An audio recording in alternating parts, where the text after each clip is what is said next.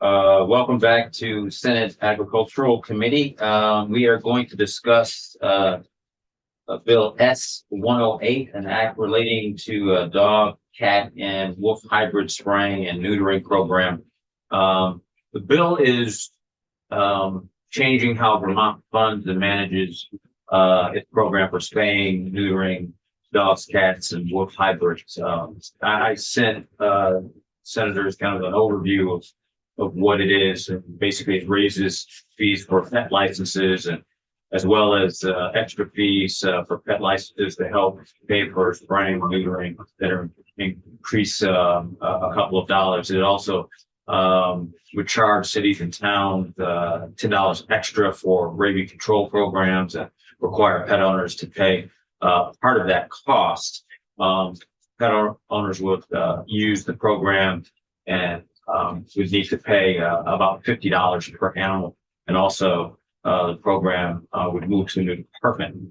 There'd be some other changes as well with the program. It would include rabbits, and an owner would have up to 5 animals covered. It keeps veterinarians' prices informative but private.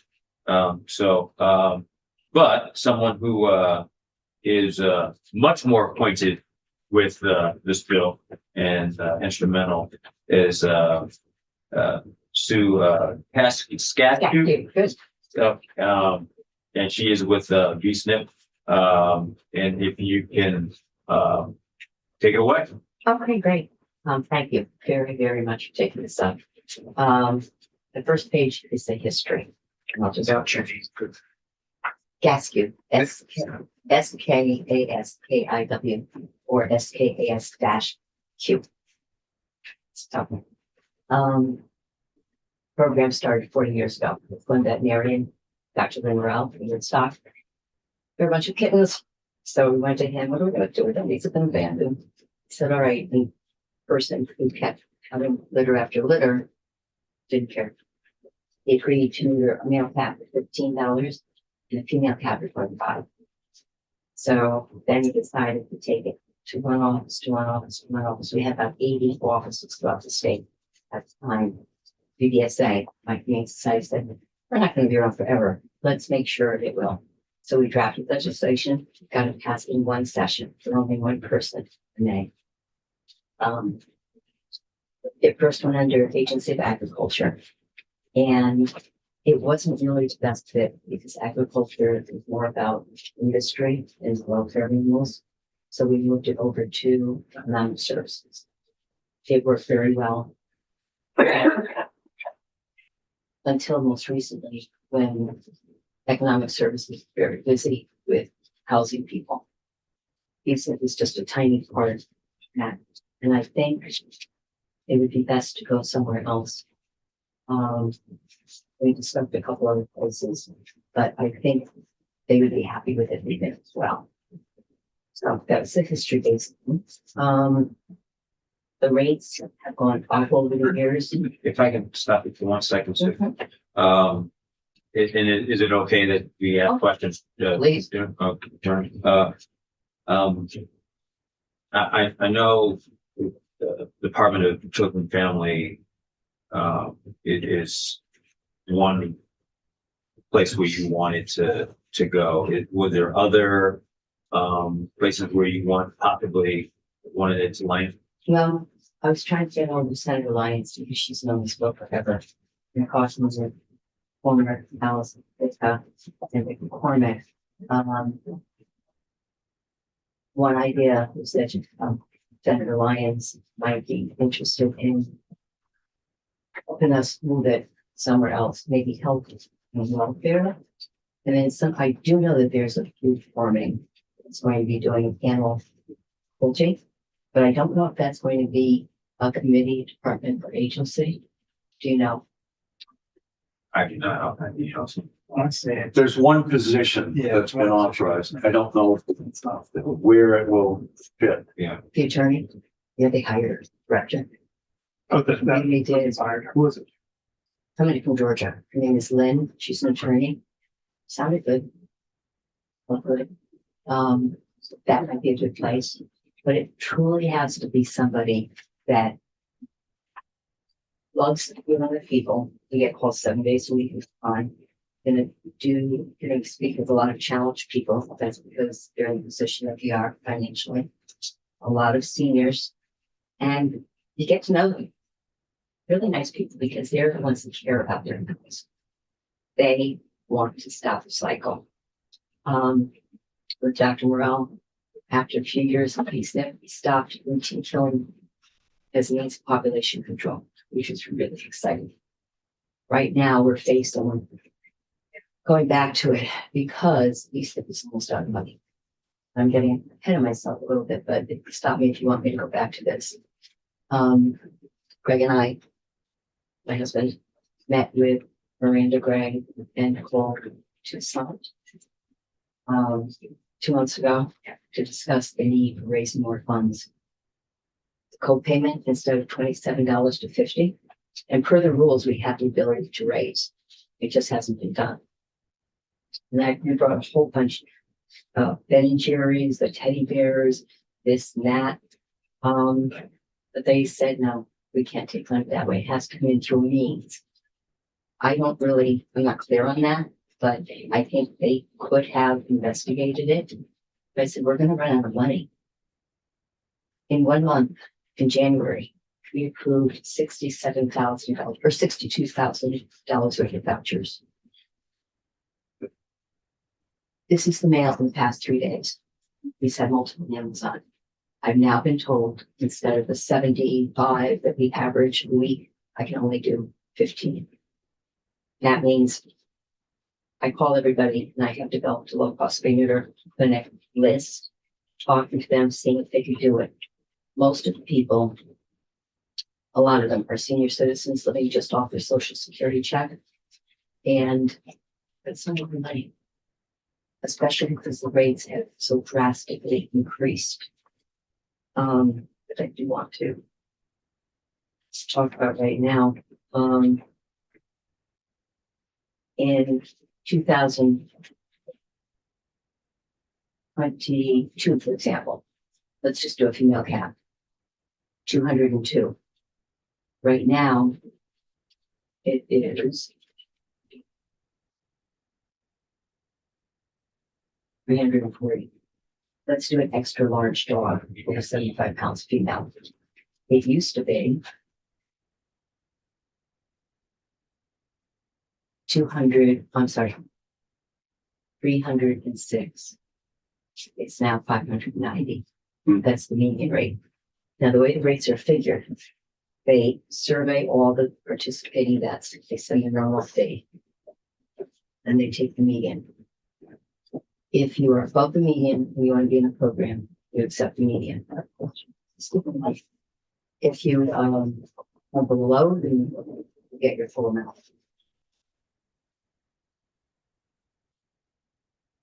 I had explained the process to state worker who's fairly new at it. I said, don't give the median rate, everybody. Unfortunately, it was given to everybody. So, but it's happened before. These things can always be corrected. So they sent them out correctly, but 8 of them were still incorrect. So I asked to have all the surveys so we could check it. And their answer is no, it's confidential. I said, no, it's not confidential. If I call any vet and say, I have a dog and I want to spay or neuter, would you tell me the rates? But they argued. And they did not do it under the Public Records Act, which I had prepared. But my friend was an attorney and he filed it differently. And I just know he is sick. It's of cancer. He told me after that it was dismissed. And on March 5th, that is after March 5th, I would have a hearing. So I don't know if I've lost that opportunity, but I do want to check and make sure that the state was right on the rates that they determined. Don't you trust us? I said, it's not a matter of trust, it's checks and balances. So if you can just hold that thought for 1 second. Our legislative councils come in, just want her to go over the bill real quick and then Sure. and we'll have it back up. So Okay. The state, yes. okay.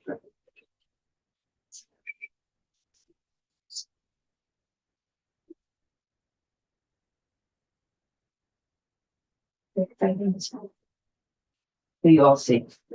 These were- Yeah. And there are multiple animals on it. Good Good morning. Morning, Karen. Katie McGlynn, Office of Legislative Counsel. How are you? So, I'm doing well, thanks. So it sounds like you've already received an intro on the VSTEC program. Okay. So I'll just walk you through the building, and I was told no screen sharing, that you all have hard copies of the book? yes, Okay, great. So the draft request that I received was focused on the fees for the program. So you'll see that there are some fee changes in the program. A lot of the specificity in the request. It was trying to amend language that isn't in statute, but in rule, and we typically wouldn't amend rule. We would give directions for the agency to do that. So what you're seeing is statutory solutions to the fees so they can take effect faster, and then instructions to the agency to make the other changes to the rule. So in the first section, general requirements, top of page 2, a mandatory license fee charge of $6 versus $4 per license shall be collected by each city, town, or village for the purpose of funding the dog, cat, and wolf hybrid spaying and neutering program established in subchapter 6 of this chapter. So we're just doing some cleanup.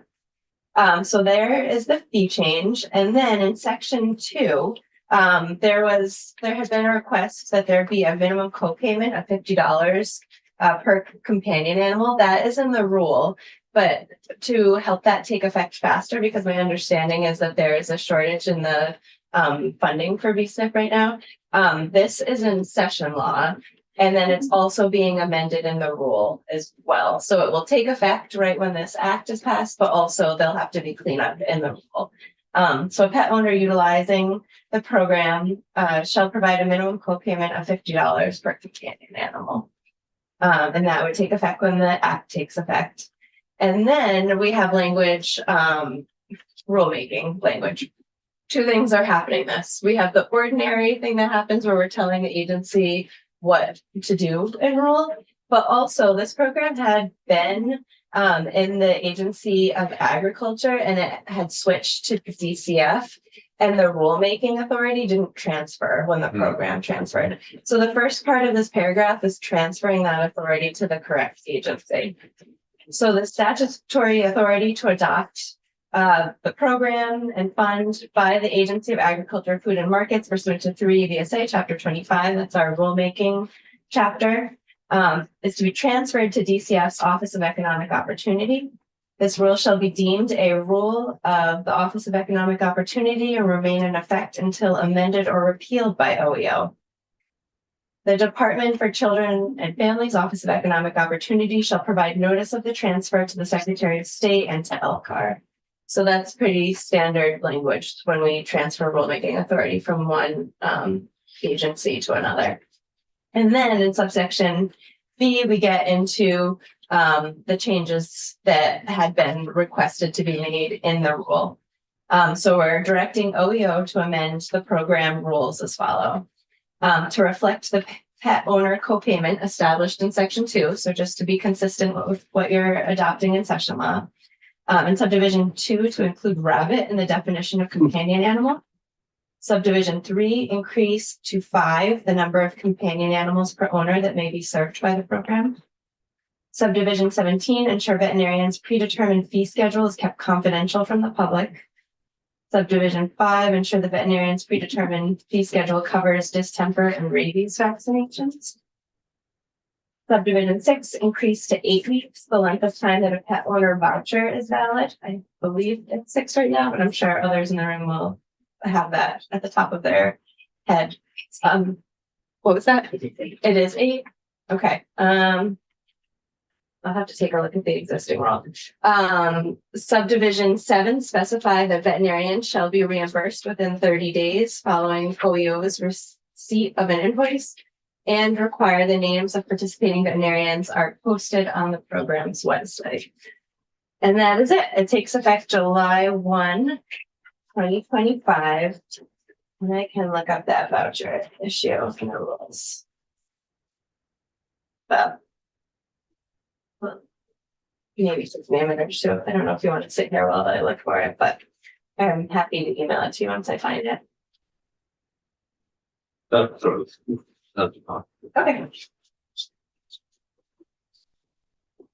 all right. Any questions? I don't think so. One, So no- how long has the $4 fee been? How many years? Any idea? I don't know off the top of my head. I'd have to look the last time the statute was amended. At least 17 years, used to be 2. May I correct something now or do I wait? it's- The increase to 5 animals, it is 5 animals now. We were hoping to have more. I had this discussion with Economic Services. She said, well, release on 7. I said, well, if we don't do them all, like putting a Band-Aid on a broken arm. And she said, okay, I get it. so right now it's 5 Mhm. and you would want it to be 7.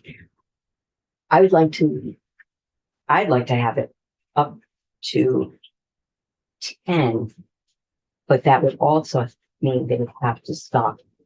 First of all, you're not supposed to use V-Sniff more than 5 times in 1 year. I want to make sure that whomever is approved, it's going to take a chunk of money, that they're not going to go and get more animals, and they will have to sign that they're not going to ask for help again. 1 litter usually is not 7 animals. So if you wanted to keep the mom from 7, 8, or even 6, 7 would be good. Thank you, Sue. Did you have anything else? Not for me. No. I appreciate you coming by. Yeah, no problem.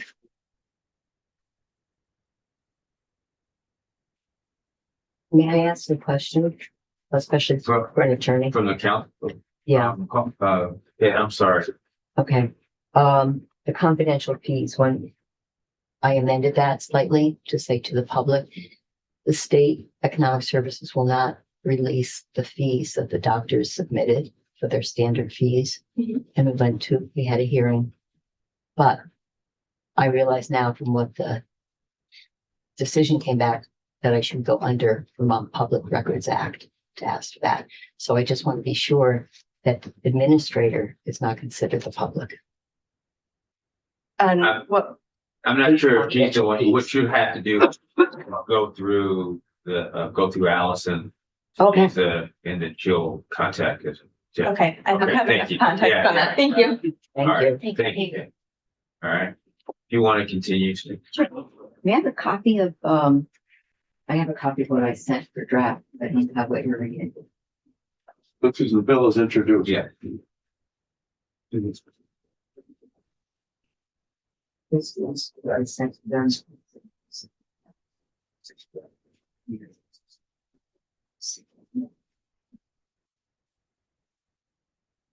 Yeah, this is what, these were the rules, No, this is what the bill is.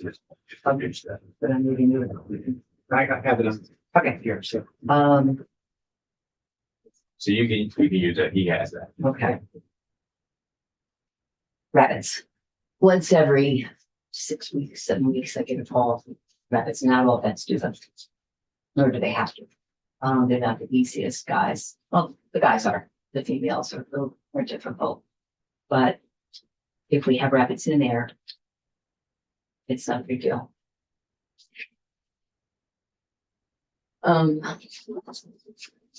I had surveyed all the veterinarians in the program, asking them for their suggestions. They suggested rabbits, they suggested going up to 50. They suggested anywhere from adding $1 to $10 to the fee. And then others said if you make it too high, they're not going to register their dogs.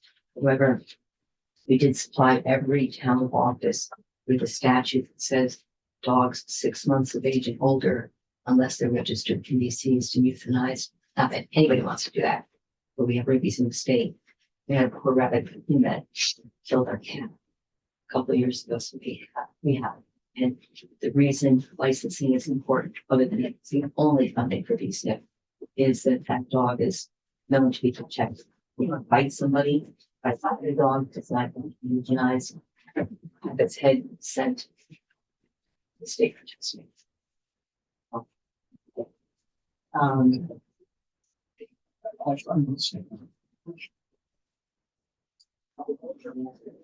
I might be back.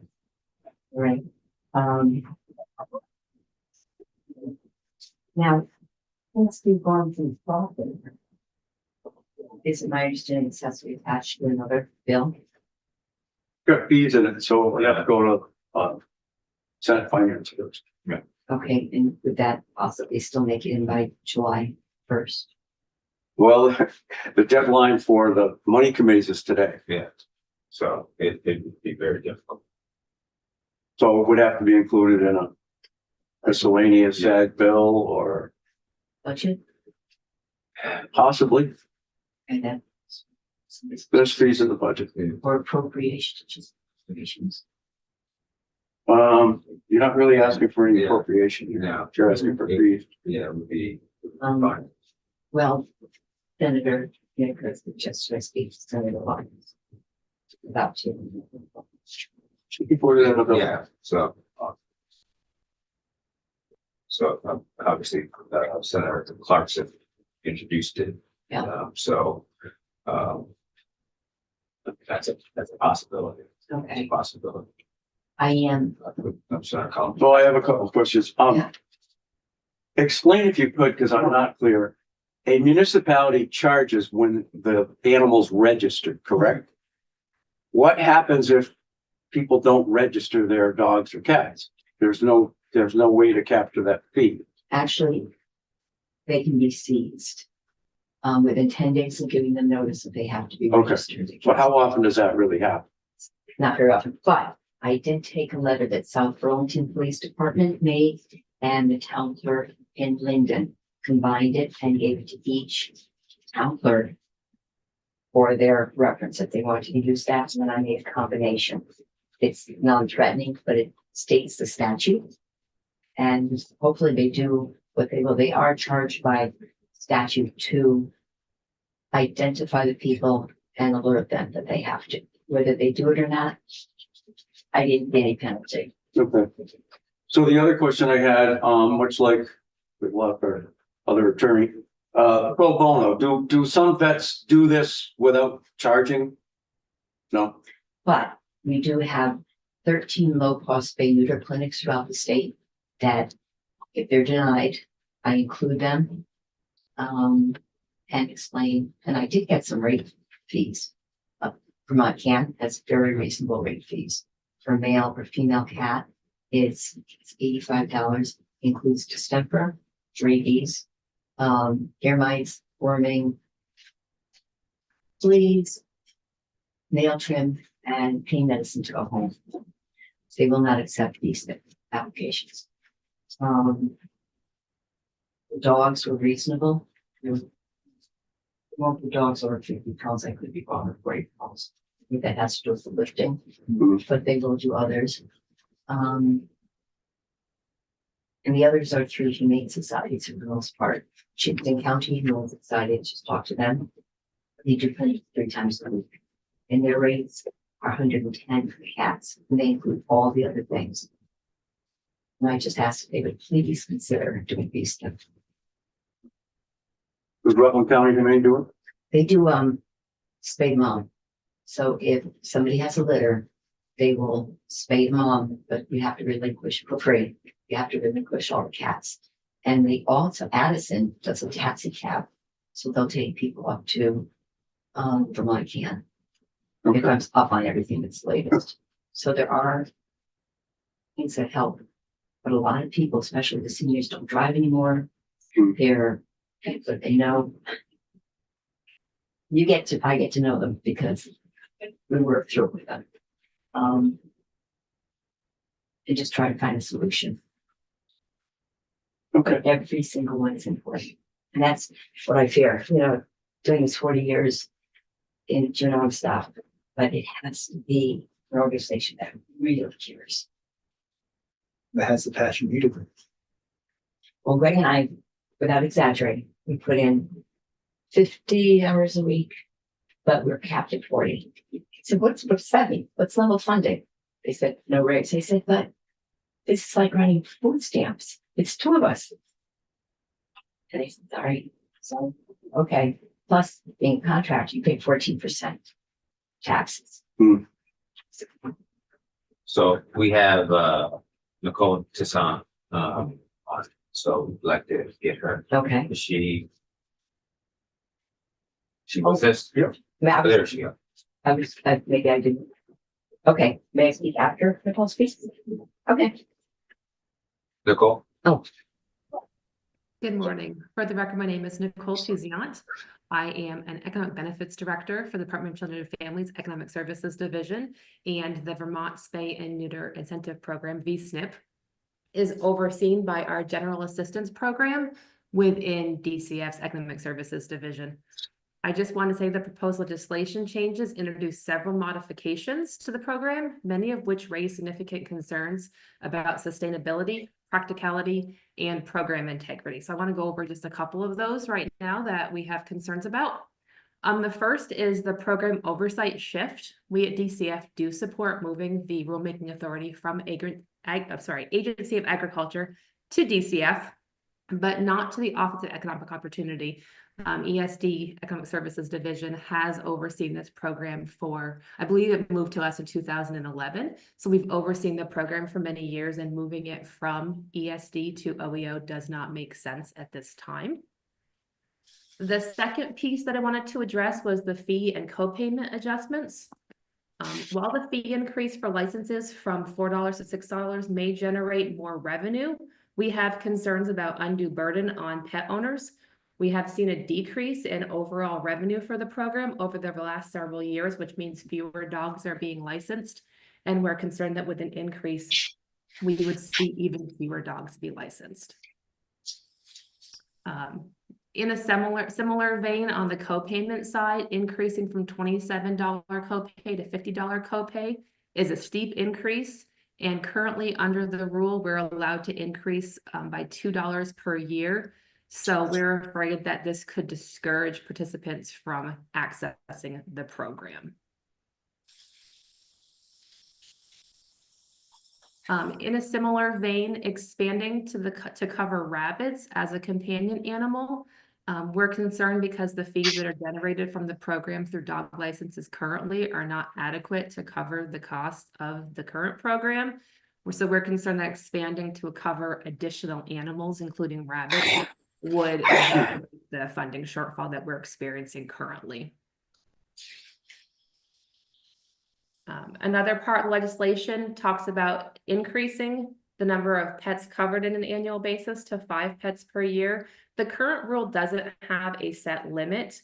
We do tend to cap at 5. However, Sue, as the administrator, is able to reach out and request an exception to cover more animals. So we're concerned that limiting to 5 pets would be a limitation to our current flexibility and just shortens the program that we already have in place.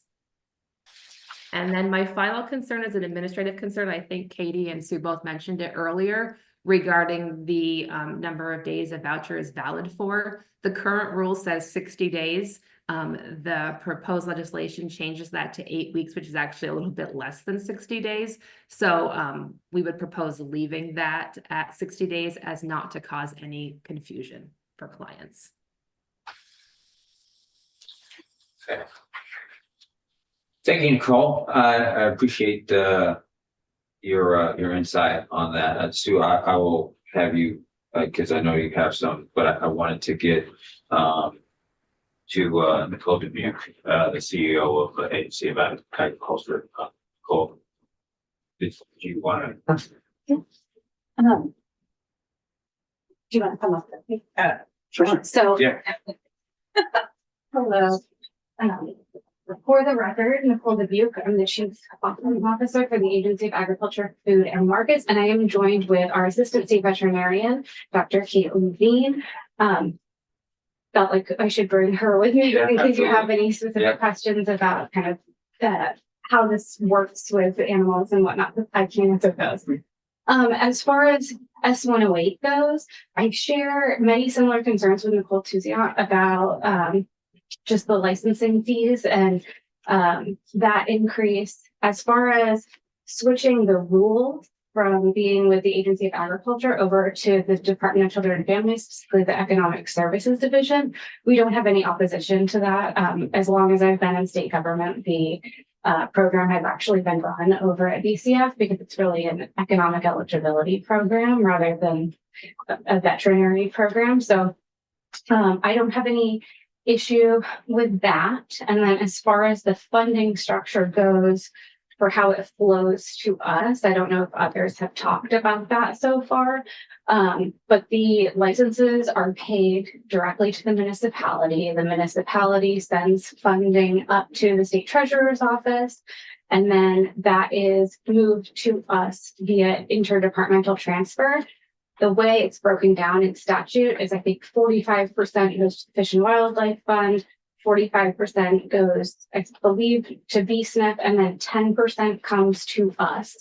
And that 10% immediately goes out in a cooperative agreement with USDA, and that pays for part of the rabies hotline. So I will just name as well that the 10% that we received last year was around $6,600. And our cooperative agreement with USDA goes up incrementally annually. And so last year it was around $11,500. And then this year it'll be a little over $12,000. Are we sure we're gonna get that money? No, I mean, it's variable, right? And how many people are licensed. I'm more saying from the USDA. Oh, we pay that. Okay. So in order to have the rabies hotline operating I in see. Vermont and I see. available, we pay them to kind of be part of that. I got you. Yeah. So I'm just focusing on kind of our 10% here and any concerns we have, but that's pretty much my spiel, and I'm happy to take any questions, and so is Dr. Lee. Do you have any questions? Do you have an opinion or how do you feel about adding the rabbits? I guess is my question. I do find adding the rabbits a little bit concerning. Rabbits don't react well to anesthesia as a general rule, so there can be prolonged recovery times and additional complications, which in a situation where you're already asking veterinarians to operate on a lower cost or abbreviated schedule could put pressure on them and discourage their participation. Have we seen an increase in rabbits as companions? That goes to anybody in the room. Yeah, not, maybe once every 7 weeks, a couple weeks. It's not huge, but it is a situation. And some vets don't do them, so that's okay. But the ones that want to do it would be great to do it. Yeah, and the one they're considered an exotic species and have additional concerns. They require different equipment because of their size. So it's the reason that a lot of vets don't do them is that they are not quite as simple as just spaying or neutering a cat or dog. From the veterinary side, you're getting paid quicker, or I know it said 30 days. There was some concern about the pay not getting there as quick or anything like that. I'm unfortunately I can't speak to that. I never worked as a small animal vet in Vermont, so I've not experienced that side of that. Sure.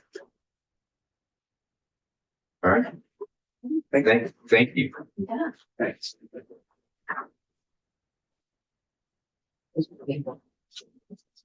Please, so Okay.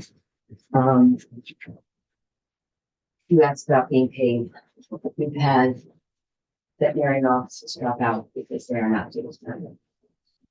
It's, again, economic services has a lot on their plate. Or they will return something. The other day, there was an application, and in the middle, they just didn't put one dog. Oh, So when you turn it over, here's the fee, here's the voucher number, just on down there. So I'm always willing to do that. We don't, you're doing something kind of in the heart. As far as, oh, the surveys that you have, the petitions, I called every single, first over 300 people to ask them, it's right on there. Can we raise the fee from 27 to 50? Every single person said yes. And a lot offered, you can't even walk into that office for under 100, let alone have a procedure done. They said that's not a problem at all. Every single one. So the $23 increase, which we could have been doing it since way back I when. believe you said the statute says that. Yes. Statute says just. $2 a year. Yep. So that's, We could have gotten there a long time ago.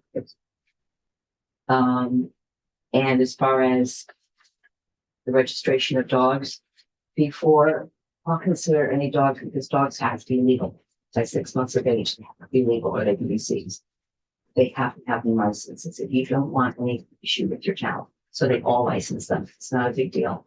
We have rabies clinics all over the state this month. We have an organization that is Community Animal Aid. They go to the Eastbury Fire Station once a month and they do pre-rabies shot if you're on a program. Tractor Supply does them for $39, which sounds kind of high, but if you go to your vet office, you have to pay for an office fee too.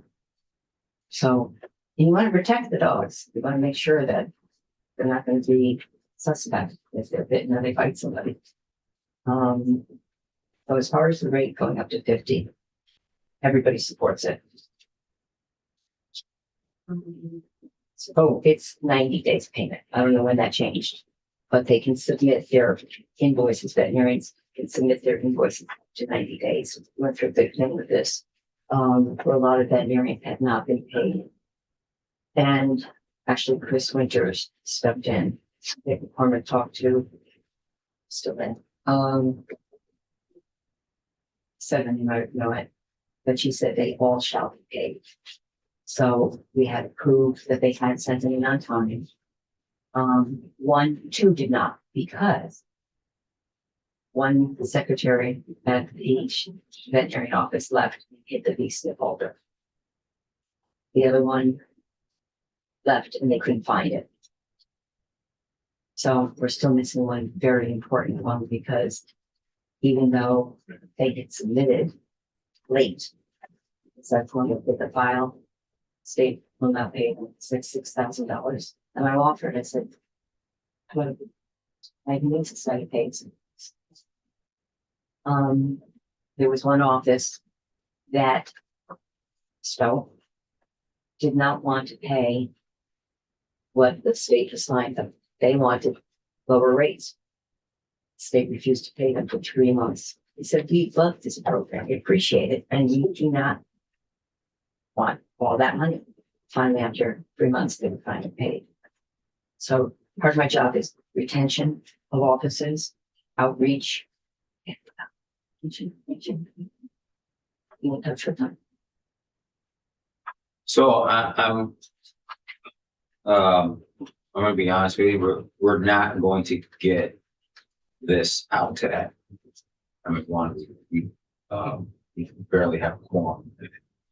So it would have to be attached to another bill at this point.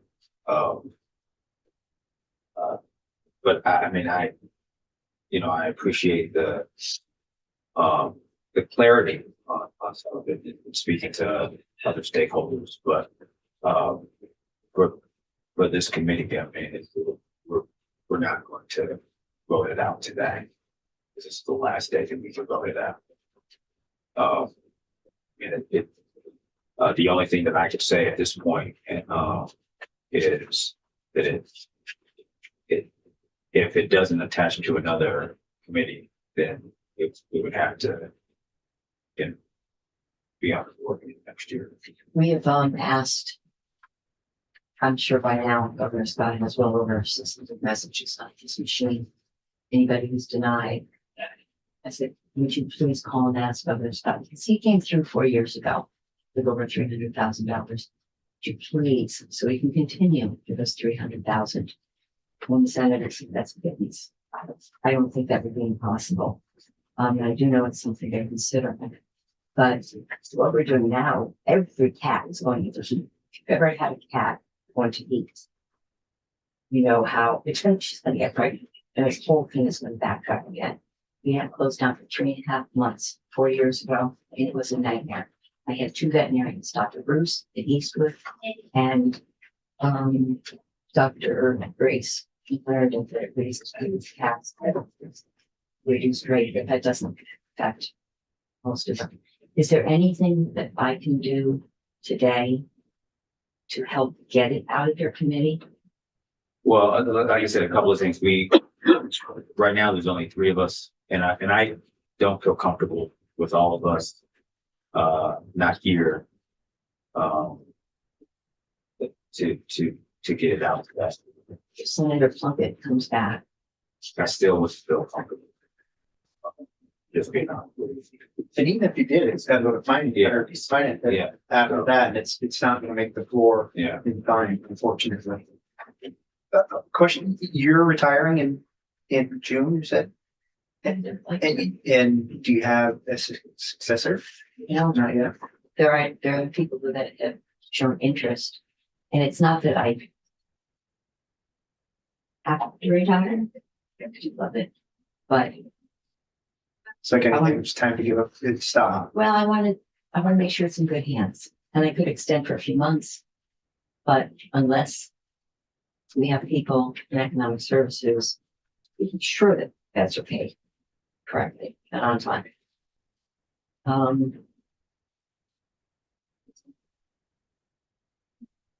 Still, and the biggest program. So. Yeah. If I speak to Senator Lyons and ask her to pull it in, or if I put all 3 of you senators, Windsor, if you were to speak to Senator Lyons. I mean, I could speak to her, but I mean, what she'll do with it is obviously up to her. And she's, and then I'm not quite sure if she would be able to get it through. And this is just very late. And that's, it more than anything. So I just want to be upfront with it as far as where we're at with this, Go belly up, you know. so we'll go belly up, we can get it out. Are you saying that because you're not having enough resources coming in because of this? Going from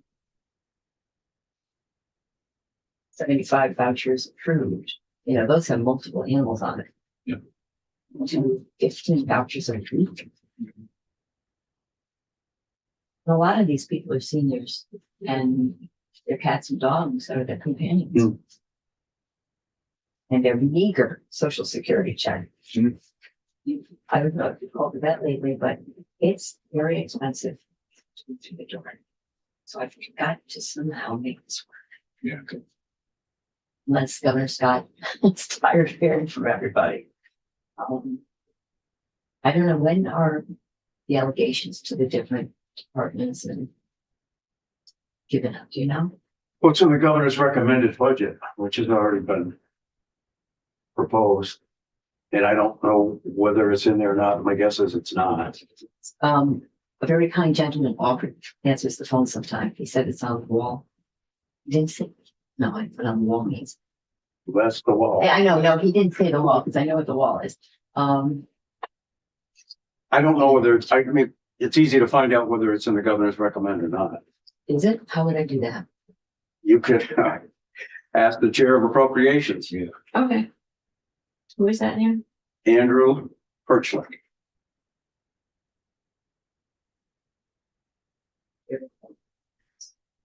Is that, This, is that the one that had the Christmas tree referred to? That everything was hung on at the end? No? I don't know. Okay. Sure. There's so many bills. You contact you. That's. Okay. all right. Well, I appreciate appreciate you coming in and testifying, with us. I know how passionate you are. And with good reason. But at this late date, just for us, to be honest with you, it's, our hands are a bit tied. So, Senator Collins kind of gave me a little bit of a path of what might happen, or how to go. Okay, All right. we're gonna, All right. may I just move that? And if you would like me to make copies of your constituents, Oh, sure. I will send them to you. Your mind, so. No, but have you seen the list you Yeah. have? Yeah, well, Bennington was quite Bennington is impressed.